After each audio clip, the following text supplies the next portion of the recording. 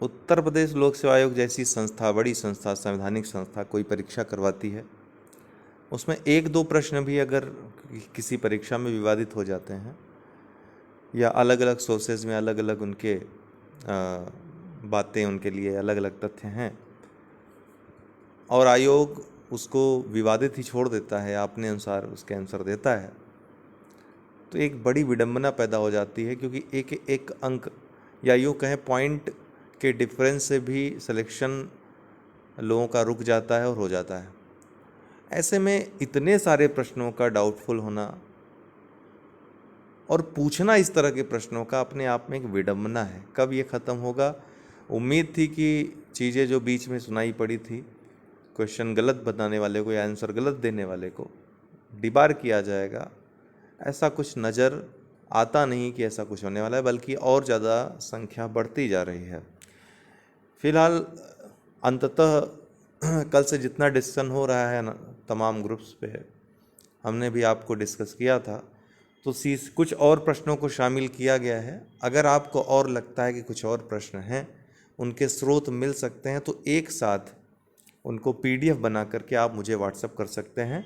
मैं आपके अन्य मित्रों को भी प्रोवाइड करवा दूंगा। मैं भी प्रयास करूंगा अपनी तरफ से कि जो स्रोत मिल सके, ऑथेंटिक स्रोत, उनको लगा करके आप लोगों को शाम तक पीडीएफ दे दूंगा। आप लोग भी खोजिए, किसी ऑथेंटिक बुक में, सरकार की वेबसाइट में मिल जाए तो सबसे बेस्ट है, तो हमको प्रोवाइड करवाइए। असरेशन रीजन वाले क्वेश्चन जैसे कि मेडिटेरियन का हो गया, मैंने पहले ही कहा था कि आयोग ने अगर आंसर दे दिया ए तो वो ए ही हो जाएगा, तो आप ए रट लीजिए हमेशा के लिए। इसके अलावा जो भी असरेशन रीजन टाइप के क्वेश्चन होते हैं या सोचने वाले जो प्रश्न होते हैं जिसमें लॉजिक लगाना होता है, उसमें एक बार दे दिया तो फिर चूंकि उसका स्रोत आप जितना भी देते रहो, कोई भी किताब उठा के दे दो, आयोग उसको चेंज नहीं करने वाला है। विगत वर्षों में ये देखा जा चुका है। हिस्ट्री के क्वेश्चन में जब चेंज नहीं किया तो अन्य में क्या करेगा वो। तो उनमें ऊर्जा खपत न करते हुए, क्योंकि वो सबको पता है कि वो AR वाले क्वेश्चन चेंज नहीं हो, उनके आंसर चेंज नहीं होंगे। तो उम्मीदें जिससे आपकी हो सकती हैं वे प्रश्न, इनमें से कुछ के गलत भी हो सकते हैं जिनका सही हुआ है, और कुछ के जिनका मतलब कि गलत हुआ है सही हो सकते हैं। तो किसी को लाभ हो सकता है, किसी को हानि हो सकता है। ये कोई दावा नहीं कर सकता है कि ये सही ही होगा। अभी कितने भी जोश में आप दे दीजिए, लेकिन सब कुछ तो आयोग को ही डिसाइड करना है, तो घटा भी सकता, बढ़ा भी सकता है। इसलिए आपको मेरा ये कहना है कि जिस भी क्वेश्चन में आपको 150 में लग रहा है कि 150 के 150 गलत पूछे गए हैं, आप 150 में दीजिए विद सोर्स। मनाही नहीं है, आप कितने भी दे सकते हैं, लेकिन सोर्स जो रहे वो ऑथेंटिक रहे, ताकि उस पर विचार करे आयोग कुछ करने का। ठीक है, वैसे भी विचार करता नहीं है, अगर विचार करता है अच्छी बात है। ठीक है, वो अपने अनुसार चेंज भी करेगा तो अपने अनुसार चेंज करेगा, पता नहीं किसको लाभ पहुंचाने के लिए करते हैं।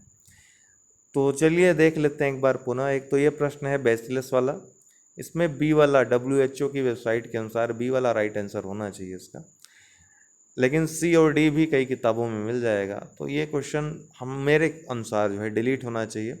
NCERT में निमोनिया साफ साफ लिखा हुआ है, काली खांसी कई किताबों में लिखा हुआ है, तो ये डिलीट होना चाहिए। नहीं तो इसका बी वाला राइट आंसर मानना चाहिए WHO के अनुसार, क्योंकि मेन तो मुखिया तो वही है पूरे विश्व में ये सब निर्धारित करने वाला, बताने वाला। दूसरा है दक्षिण पूर्व एशिया में स्थित बोर्नियो द्वीप के संदर्भ में निम्नलिखित में से कौन से कथन सही है? दोनों ही कथन सही है, आयोग ने इसका गलत उत्तर दिया है। तो दोनों ही इसके उत्तर सही हैं। किसी भी जगह आप, किसी भी वेबसाइट पे आप देख लो, एटॉल द्वीप है और ये वोल्केनिक जो प्रोसेस होता है उसी से इसका निर्माण हुआ है। तो पहला दूसरा दोनों सही है। आपको 1000 सोर्स इसके मिल जाएंगे, मैं भी आपको प्रोवाइड करवा दूंगा। जिनको सोर्स चाहिए नीचे डिस्क्रिप्शन बॉक्स में लिंक है जय हो स्टडी टेलीग्राम ग्रुप का, आप लोग देख सकते हैं। अगला प्रश्न ये वाला है, ये भी क्वेश्चन गलत, इसका भी आंसर गलत दिया है आयोग ने, ये भी चेंज करेगा आप लोग। इसका भी सोर्स मैं प्रोवाइड करवा दूंगा, आप लोग भी ऑथेंटिक स्रोत इसका रखे रहिए अपने पास। मुझे भेज सकते हैं जिन जिन क्वेश्चंस में आपको ऑब्जेक्शन करना है, ताकि आपके अन्य सहयोगियों को भी मैं पहुंचा सकूं, जिससे आपका दावा और मजबूत हो सके। संख्या ज़्यादा रहेगी तो दावा और मजबूत होगा। ये वाला अभ्यारण्य वाला 1975 वाला लगा दीजिएगा, मुझे नहीं लगता कि ये चेंज करने वाला है वो, क्योंकि उसके पास जो स्रोत है उसमें 1975 ही होगा।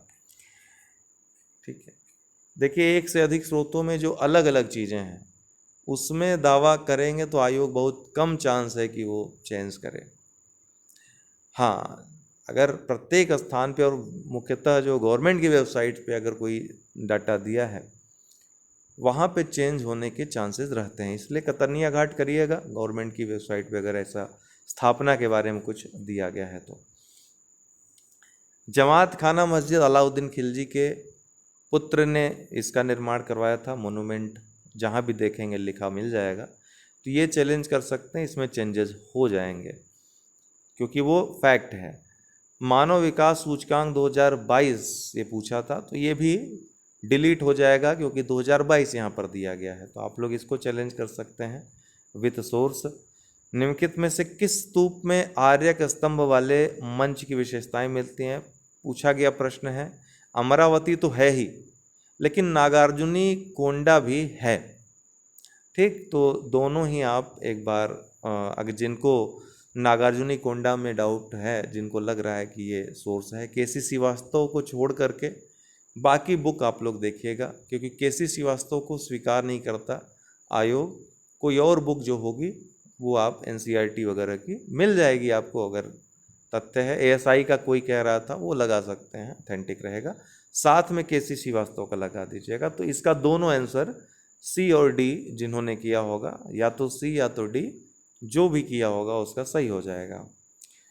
लता मंगेशकर वाला कुछ लोग अभी सोर्स भेजे हैं, आप लोगों को ग्रुप में भी भेजा है, अगर भेजना हो तो भेज सकते हैं, क्योंकि यहाँ पर प्रस्तुति देने वाली वह प्रथम भारतीय कलाकार थीं।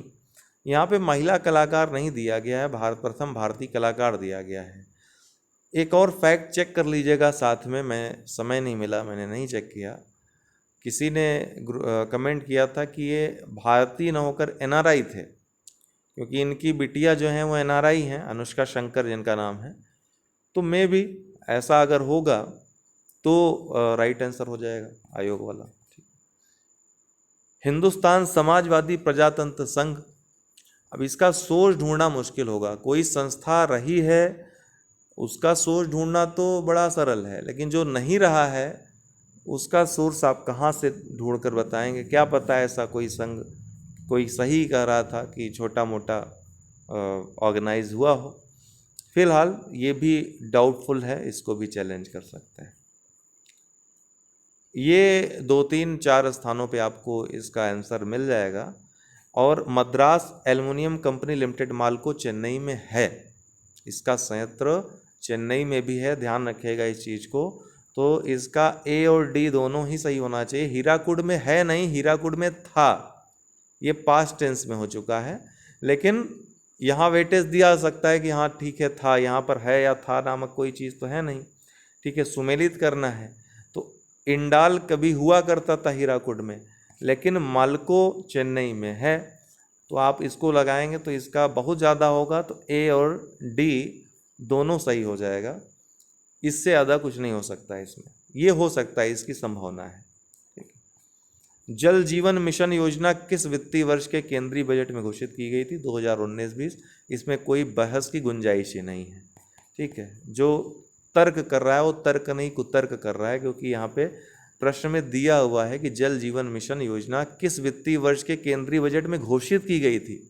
बजट एलोकेट करने की बात तो हो ही नहीं रही, यहाँ पे घोषणा हुई थी जल जीवन मिशन की 2019-20 में बजट में। निम्नलिखित में से एक शब्द की वर्तनी में, अब ये दूसरा पेपर है, ये पहले पेपर में जो प्रश्न है डाउटफुल उनको देख लीजिए। एसरेशन रीजन मैंने शामिल नहीं किया, आप चाहें तो भेज सकते हैं, लेकिन उसका कोई फ़ायदा नहीं है मुझे, जब आज तक नहीं हुआ तो अब भी नहीं होगा। जल जीवन मिशन योजना किस वित्तीय वर्ष के केंद्रीय बजट में घोषित की गई थी? और मैंने आपको बताया भी था, एसरेशन रीजन के जो क्वेश्चन हैं 2 3 तो रिपीटेड ही हैं, तो उनका आंसर तो न पहले चेंज किया, पहले भी लगाया जा चुका है, तो अब भी नहीं चेंज करेगा।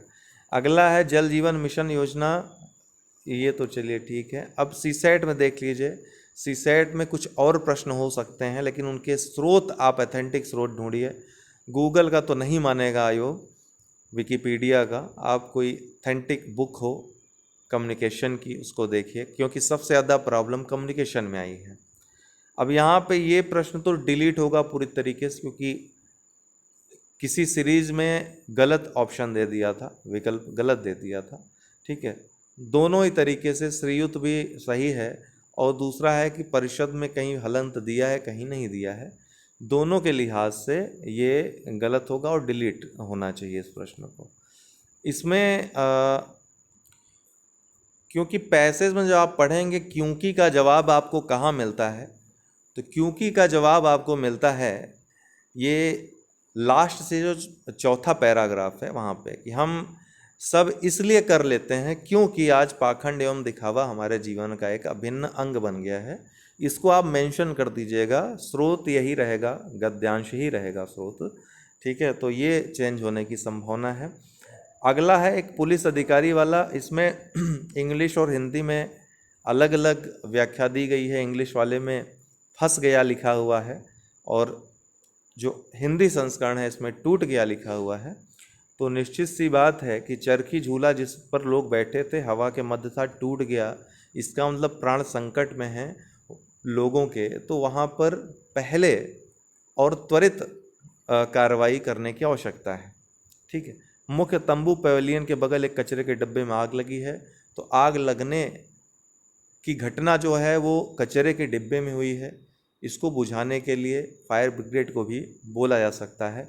तो यहाँ पे कुछ है कन्फ्यूज़न, इसको भी आप चैलेंज करिएगा। विचार आयोग वाले ज़रूर करेंगे इस प्रश्न पे, अगर चेंज करना होगा तो कर देंगे। वैसे मैंने आपको कहा कि जहाँ पर ज़रा भी गुंजाइश है सोच विचार की, जहाँ ज़रा कन्फ्यूज़न है वहाँ आयोग अपना ही मानेगा, उसी के ऊपर सारी चीज़ें रहेंगी, और ऐसे प्रश्न को वो बदलेगा वो संभव नज़र नहीं आता है, जिस तरह एसरेशन रीजन का देखा हमने।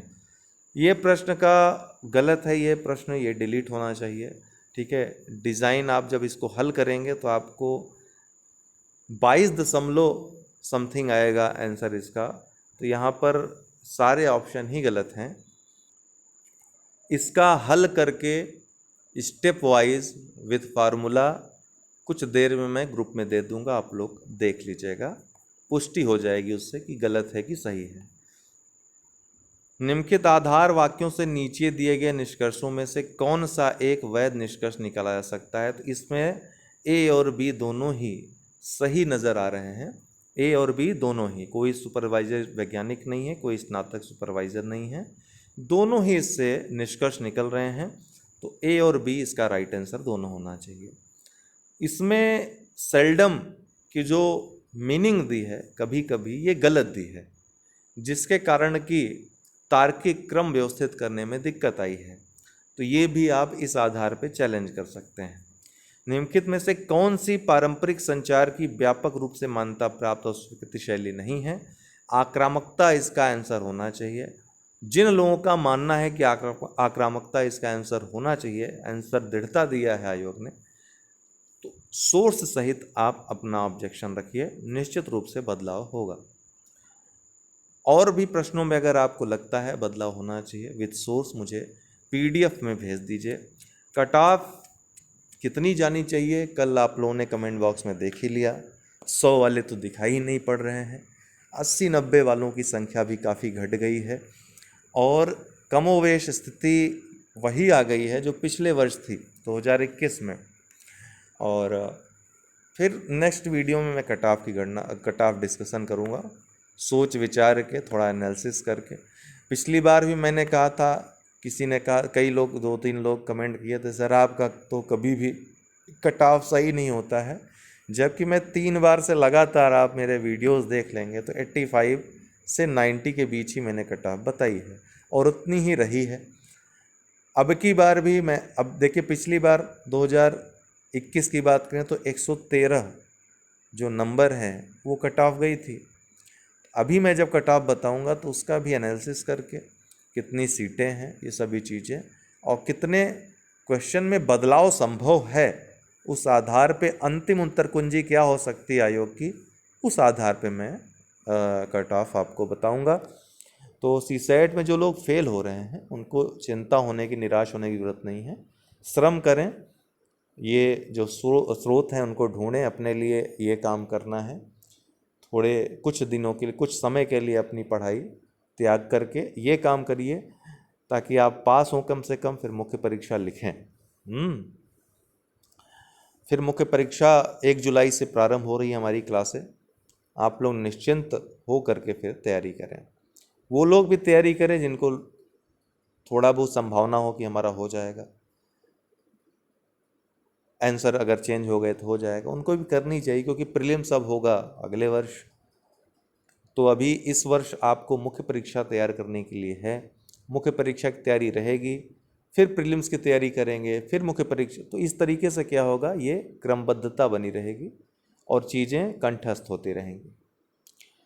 अगर कोई और डाउट है तो नीचे डिस्क्रिप्शन बॉक्स में हमारा व्हाट्सअप नंबर भी दिया है, 9453775039, ये व्हाट्सअप नंबर है मेरा। तो आप लोग चाहें तो नोट कर सकते हैं, कभी भी कोई आवश्यकता हो, या फिर स्रोत जो है अपने इस नंबर पे व्हाट्सअप या टेलीग्राम कर सकते हैं, 9453775039। बहुत बहुत धन्यवाद।